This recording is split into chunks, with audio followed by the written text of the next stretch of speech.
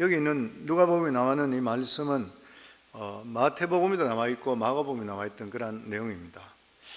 예수님 당시 사람들은 병을 가진 사람 보고 죄인이기 때문에 병을 가졌다, 그렇게 가들은 판단을 했습니다.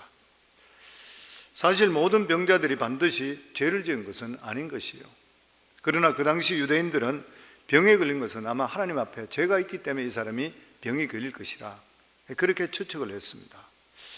왜냐하면 일단 병이 걸리면 하나님의 축복을 받지 못한다, 이렇게 생각했는 거예요. 또 병자들은 건강의 축복을 받지 못하기 때문에 가난하게 사는 거예요. 왜냐하면 돈을 병치료로 다 탕진해 버리니까 물질적인 축복을 받지를 못하는 것이에요. 그래서 유대인들은 현세 축복을 그들은 믿었습니다. 굉장히 중요시했던 것이에요. 그래서 병든 자들은 죄를 지었기 때문에 이렇게 스스로 단정하고 병든 자들을 정죄를 했었습니다. 그런데 예수님은 모든 병자를 죄인이라 정죄하지 않으시고 병을 통해서 죄를 설명하셨습니다. 즉 우리 몸에 병이 있듯이 우리 마음에 죄라는 병이 있다는 거예요. 우리 속에 병이 나야 되듯이 죄도 치료되어야 된다는 거예요. 우리 속에.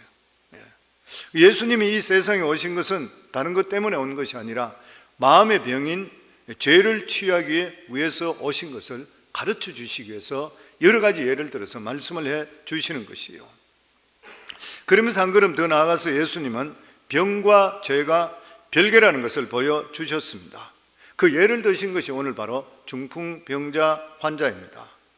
예수님 많은 경우에 병이 치료되는 것을 통해서 그가 죄사함을, 죄용서함을 받은 걸 깨닫게 하셨습니다. 그런데 이 중풍병자의 경우는 병도 고치지 않고 자기에게 나왔을 때에 바로 그가 죄용서함을 받았다고 선언했습니다. 우리 17절 말씀 다시 한번 같이 읽습니다. 하루는 가르치실 때 갈릴리의 각 마을과 유대와 예루살렘에서 온 바리새인과 율법 교사들이 앉았는데 병을 고치는 주의 능력이 예수와 함께 있더라. 여기 보면 예수님께서 말씀을 가르치고 있는데 여러 곳에서 온 이 유다와 각 마을과 유대와 예루살렘에서 온 바리새인과 그리고 또한 율법 교사, 교법사들이 예수님과 함께 있는 이유가 뭐냐면은 정말 예수님의 치료가 하나님의 은혜인 것인지 아니면 거짓된 마술인 것인지 확인하기 위해서 모여들었던 것입니다. 예수님께서 갈릴리에서 굉장히 큰 부흥을 일으켰습니다. 많은 사람들이 예수님의 기적을 통해서 하나님의 사랑을 깨닫고 병고침도 받고 그리고 말씀을 듣고 율법에서 돌아섰습니다. 이 소문을 들었던 이 바리새인들은 그리고 율법사들은 확인하기 위해서 왔던 거예요.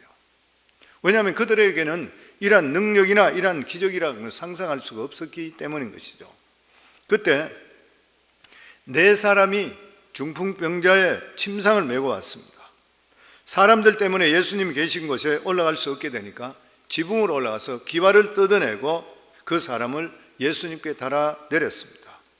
이들의 믿음이 무엇인 것이요? 난관이나 장애물이 있다 한다 하더라도 포기하는 그런 믿음이었습니다. 우리 19절과 20절 저희들 또 같이 읽습니다. 무리 때문에 메고 들어갈 길을 얻지 못한지라 지붕에 올라가 기와를 벗기고 병자를 침상채 무리 가운데로 예수 앞에 달아내리니 예수께서 그들의 믿음을 보시고 이르시되 이 사람아 내 죄 사함을 받았느니라 하시니 병이 낫기 전에 내 죄 사함을 받았다, 이렇게 말씀합니다. 마태복음 9장에는 같은 사건이 기록되어 있는데 저희 믿음을 보시고 중풍병자와 그리고 내 친구들의 믿음을 보시고 중풍병자에게 소자야 안심하라, 내 죄 사함을 받았느니라. 너 병으로 인해서 환경으로 인해서 걱정하지 마라, 안심하라. 얼마나 이게 위로가 되는 말씀인지 모르는 것이죠. 오늘날도 마찬가지입니다. 우리가 하나님께 나오면은 똑같이 우리에게 주시는 말씀이 우리에게 소자야 안심하라, 우리들이 그런 말씀 하시는 것이요. 근데 사실 우리가 보면은 겉으로는 멀쩡한데도 불구하고 보면 속은 기막힌 가운데 살 때가 너무나 많이 있습니다. 속으로는 돈 문제, 부부 문제, 자녀 문제, 세상 문제로 어쩔 수 없이 살아가는 겉은 멀쩡하지만 속은 곪아 있는 경우들이 너무나 많이 있는 것이요. 이 중풍병자는 자기 자신이 병을 고치지 못하는 것을 알고 있었습니다. 인생의 문제를 자기가 해결할 수가 없는 것이요. 절망에 빠졌던 그런 사람이었습니다. 그런데 예수님께만 나가면 예수님께서 안심하라는 것이요. 이 말은 병자든지 사업을 하다 파손됐든지 아니면 어려움 당한 사람, 모든 사람에게 필요한 것이 바로 안심하라는 것이요. 사랑하는 성도님들, 예수 믿는 모든 분들은 안심하기를 주의 이름으로 축원합니다. 주님께서 모든 일을 다 해결해 주실 줄을 믿습니다. 그래서 오늘 저는 두 가지 말씀을 드리려고 그래요. 첫 번째가 뭐냐면은 믿음 안에는 능치 못함이 없다. 이 믿음이란 무엇인 것인가? 불가능을 극복하는 것이라. 이 내 친구와 중풍병자는 예수님이 계신 집에 도착했을 때 도저히 들어갈 길이 없었습니다. 사람이 인산인해였고 불가능했고 절망이었습니다. 우리 신앙생활에도 여러 가지 불가능에 부딪힐 때가 많이 있습니다. 그런데 이 중풍병자와 친구는 포기하지 않았던 것이요. 성도, 믿음의 중요한 게 뭔지 아세요? 포기하지 않아야 돼요. 포기하지 않아야 됩니다. 그래서 그들은 포기하지 않고 천정으로 올라가기로 결정했던 것이요. 무슨 말인 것이? 포기하지 않고 다른 길을 택하는 거예요. 신앙의 중요한 게 뭐냐면 적극적인 생각을 가지셔야 됩니다. 그래서 성경이 마태복음에도 보면은 구하라, 찾아라, 두드리라 그랬잖아요. 구해서 안 되면 찾고, 그것도 안 되면 또 두드리고, 계속 점진적으로 더 하라는 것이요. 누가복음 11장에도 보면은 밤중에 친구가 왔을 때에 떡이 없어서 주위의 친구에 가서 떡덩어리 세 덩어리를 달라 했을 때에 그 친구가 했는 말이 뭐냐면은 친구로 벗대물어서 주는 것이 아니라 강청함 때문에 귀찮아서 준다고. 예수님 하신 말씀이잖아요. 우려고 주신 말씀이에요. 누가복음 18절에도 보면은 항상 기도하고 낭망하지 말아야 될 것을 예를 드시면서 예수님께서 과부와 그리고 불의한 재판관에 대한 예를 들어주셨습니다. 이 불의한 재판관은 하나님을 두려워하지 않고 사람을 무시했으니까 과부 같은 사람은 더더욱이나 무시했는데 워낙 귀찮게 하니까 나중에 가서는 너무 자기가 힘이 들어서 할 수 없이 기도를 들어주는데 좋으신 하나님께서는 너희들의 간절한 기도를 어떻게 들어주지 않겠냐는 거예요. 우리 속에 두는 말이에요. 끝까지 우리들 기도하라는 거예요. 이 믿음 있는 사람의 특징이 뭐예요? 절대로 포기하지 않는 거예요. 믿음 없는 사람은 어떤 사람이에요? 항상 상식과 이성으로 돌아갑니다.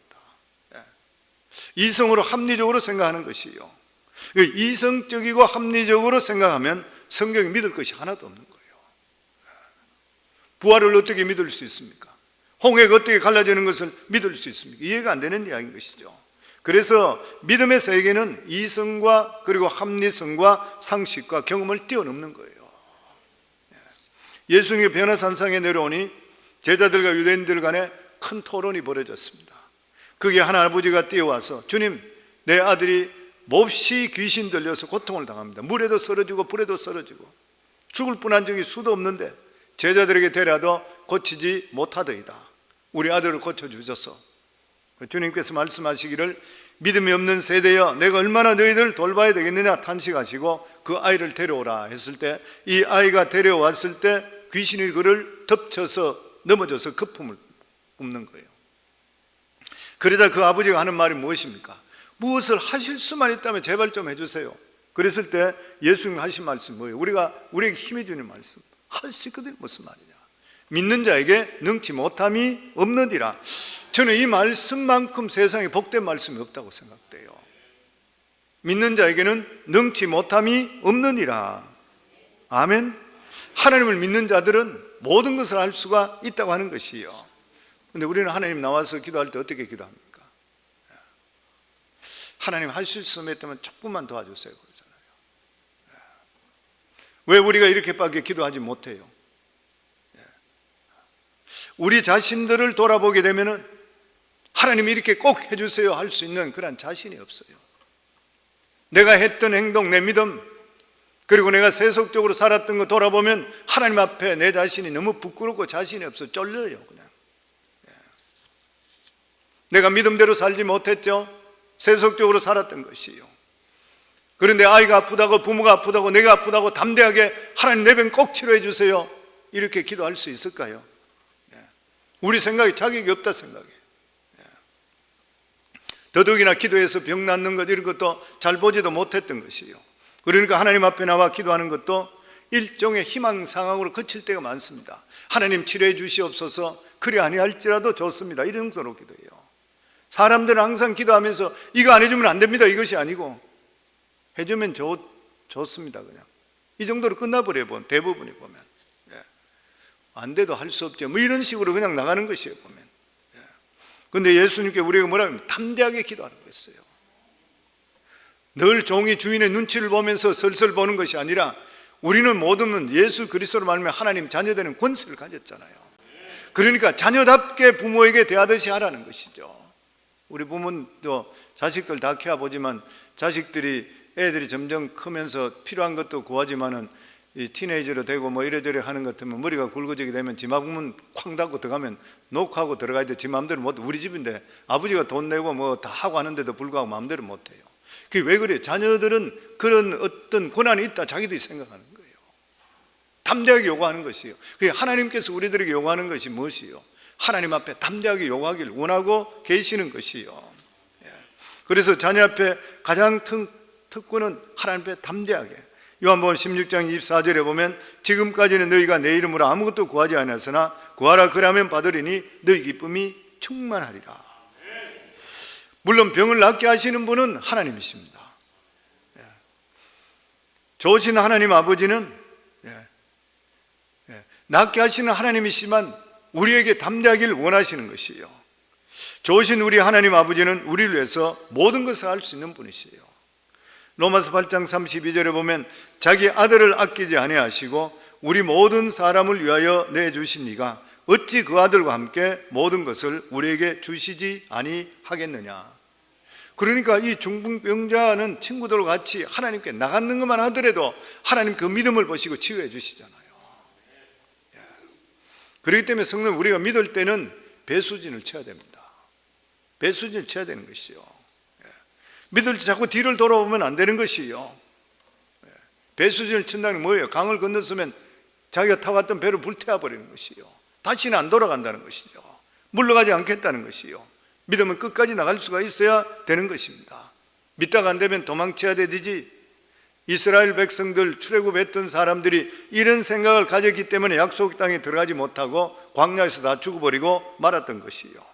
이런 사람을 보고 하나님께서는 엉터리 믿음이라 그렇게 말합니다.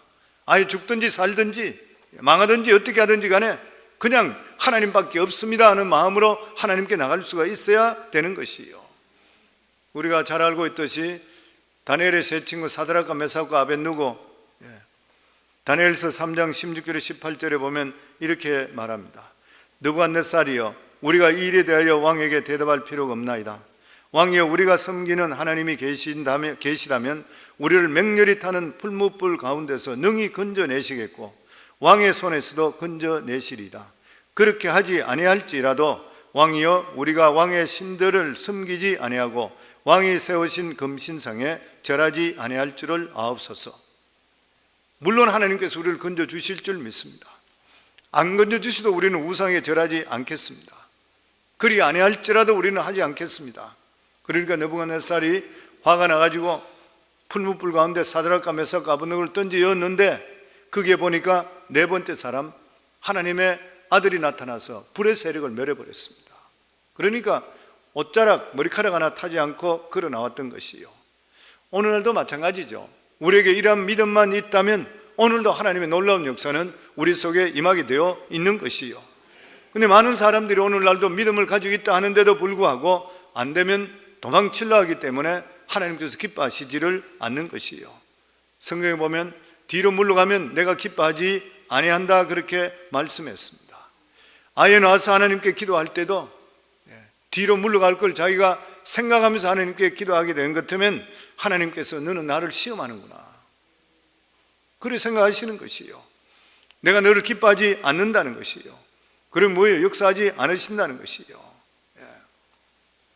우리가 크나 적으나 한 번 기도하면 죽더라도 믿겠습니다 이런 각오로 나갈 때에 하나님께서 우리를 책임져 주시게 되어 있는 것입니다. 믿음은 모든 것을 할 수 있게 됩니다. 믿음은 불가능을 극복하게 되어 있는 것이요, 저와 우리 성도님 모두 다가 이런 믿음을 가질 수 있기를 주의 이름으로 축원합니다. 그리고 두 번째 예수님이 하신 말씀이 뭐냐면은 예수 안에서 죄 용서함이 있다는 것이죠. 이때 예수님은 중풍병자에게 깜짝 놀랄 말씀하신 것이 뭐냐면, 그것은 그 자리에서 이 사람에게 죄 사함을 선포하셨습니다. 그곳에는 각종 질병 가진 사람이 다 모여있던 거 많이 와 있습니다. 그들 모두 다가 병 치료받기를 원했던 것이에요. 그러나 아무도 죄 용서함을 기대도 하지 못하고 상상하지도 못했습니다. 그들의 믿음은 작은 믿음인 것이죠. 오직 예수님께 나가면은 병이 나을 것이라는 믿음이었었고 그 이상은 생각하지를 못했습니다. 그런데 예수님은 이 사람의 병을 고쳐주지 않고 갑자기 죄 사함을 선포하셨습니다. 도대체 어떤 의미인 것이에요? 일단 병에 걸린 사람에게 병을 고쳐줘야 되지, 병은 고쳐주지 않으시고 죄 사함을 선포하신 것은 무슨 의미인지 사람들이 알 수가 없는 것이에요. 그리고 무엇보다도 이 사람이 죄 사함을 받았다 하더라도 겉으로 드러나는 게 하나도 없어요. 그때 예수님의 죄 사함의 선언을 들었던 율법사들, 바리새인들은 경노했습니다. 대단한 분노를 일으켰던 것이에요. 왜냐하면 그들은 죄 용서함을 줄 수 있는 분은 하나님만 할 수 있다 믿었기 때문인 거예요. 그런데 예수님이 아무 근거 없이 죄 사함을 선포해 버렸습니다. 그러니까 자기들이 생각할 때 감히 네가 누군데 하나님 행사를 한다는 거예요. 그래서 21절에 보면 서기관과 바리새인들이 생각하기를 이 신성 모독하는 자가 누구냐? 오직 하나님 외에 누가 능히 죄를 사하겠느냐? 이 사람들은 지금 예수님이 병 낫게 되는 것이 기적이 진짜인지 마술인지 지금 사기치고 있는 건지 확인하기에 왔던 사람이에요. 그런데 예수님은 지금 병 낫는 정도가 아니라 자기가 하나님인 것처럼 죄 사함을 선포해 버렸습니다. 서기관과 바리새인들은 예수님 말씀이 신성 모독이라 생각했던 것이에요. 그럴 때 예수님께서 그들에게 한 가지 질문을 던집니다. 그게 23절 말씀입니다. 내 죄 사함을 받았느니라 하는 말과 일어나 걸으라 하는 말이 어느 것이 쉽겠느냐? 사람에게 있어서 내 죄 사함을 받았느니라 하는 말과 내 병이 치료되어 일어나라 하는 말 중에 어느 것이 더 쉽겠느냐? 사실 이거는 우리가 인간적으로 볼 때는 다 어렵습니다. 즉 내 죄 사함을 받았다 말은 인간이 감히 할 수 없는 그런 말인 것이요. 왜냐하면 죄에 대해서는 죄값을 지불해야 되기 때문인 것입니다. 그러나 우리 믿는 자들에게는 죄 사함을 받는다는 것이 눈에 보이는 것이 아니기 때문에 쉽게 생각하는 경우가 많습니다. 죄 사함이라는 것은 영원한 하나님의 심판을 면하는 길이에요. 그렇지만 당장 눈에는 안 보여요, 보면. 그렇기 때문에 사람들은 소홀하게 생각할 때가 많이 있는 것이에요, 보면. 예수 믿고 구원받았다는 자체도 마찬가지예요. 구원받은 것 동시에 우리는 죄 사함을 받은 것이에요. 여기에 대해 감격이 없는 거예요. 눈에 잘 안 보이기 때문에 그래요, 보면. 이것에 비해서 내 병이 나았다는 것은 당장 눈에 나타나는 놀라운 체험입니다. 그렇잖아요, 보면. 그러나 병이 나았다 해서 영원한 구원을 얻을 수 있는 것은 아닌 것이에요. 언젠가 병이 나도 죽어요, 우리 인간은 다가. 그러므로 인간이 느끼는 것은 병이 낫는 것이 훨씬 더 중요한 것이 보이지만 실제적으로 죄사함 받는 것이 훨씬 더 중요한 것이에요.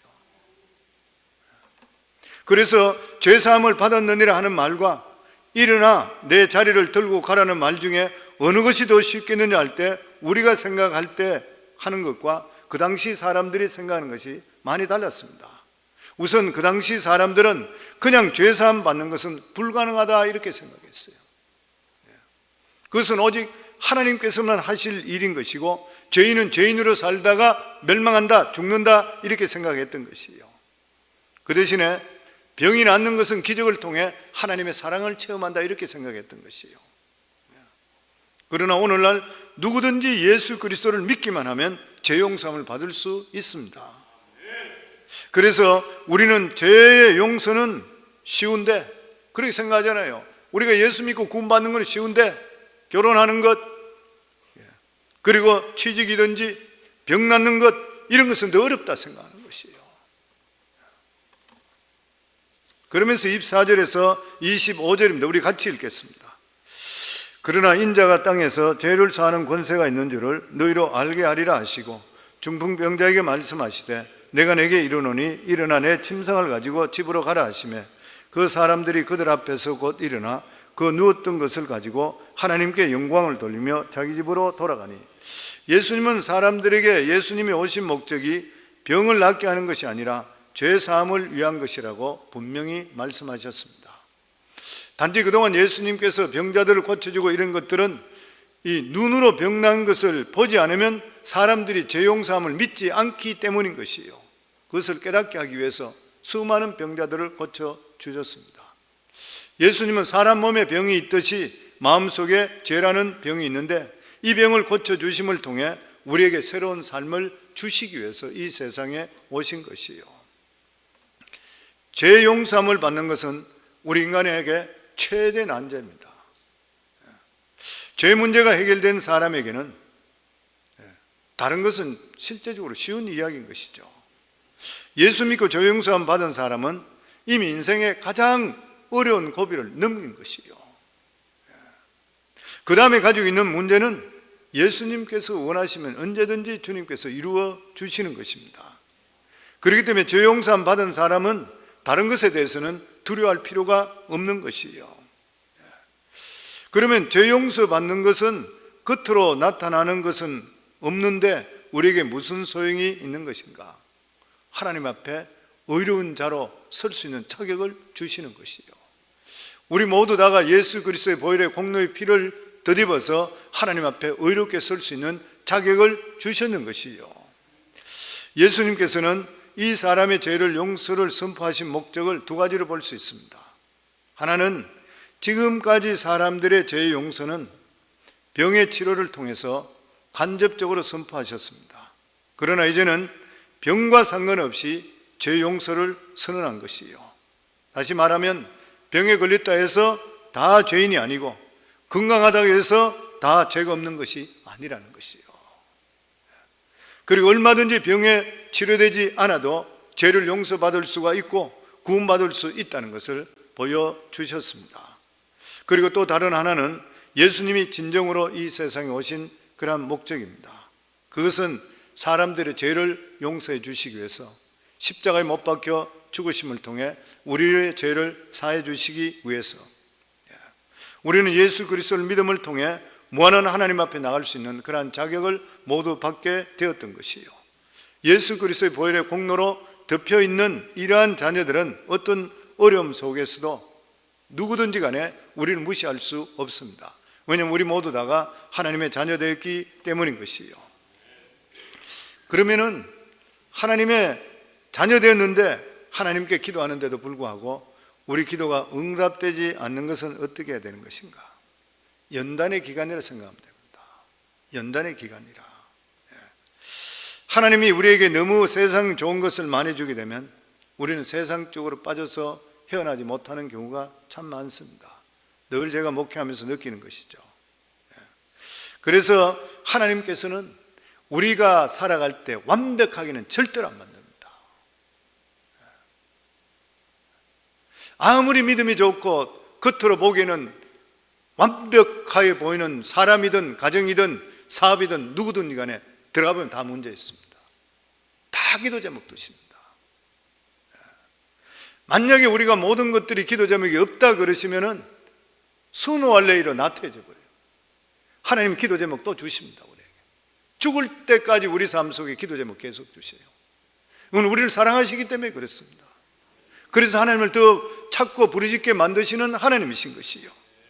우리의 부족함을 통해서 우리가 믿음을 더 갖게 만드시는 하나님이십니다. 그렇기 때문에 어려움이나 부족하고 이런 것들을 기도하는 뜻이라고 믿고 더욱 기도에 힘써서 하나님께 다가갈 때 하나님께서 우리 삶 속에 하나님의 기사와 이적과 인도하심을 끊임없이 우리에게 보여주시고 하나님의 살아계심을 위해 보여주시는 것이에요. 사랑하는 성도님, 어려움을 겪고 있으신 분 있습니까? 크게 겪는 분도 있고 적게 겪는 분도 있고, 집안에 들어가 보면 만석구는 만가지 걱정, 천석구는 천가지 걱정, 사람마다 없는 사람 아무도 없어요. 왜냐하면 하나님께서 우리를 사랑하시기 때문에. 그래서 성도님들, 그 기도권 붙들고 놓치지 마시고 기도함을 통해 우리 삶 속에 하나님의 다른 선한 뜻을 발견할 수 있는, 그리고 하나님을 신뢰함을 통해 믿음 안에는 불태진의 믿음을 나가게 될 때 반드시 하나님의 선하시고 응답을 경험할 수 있는 저와 여러분 다 되기를 주의 이름으로 축원합니다.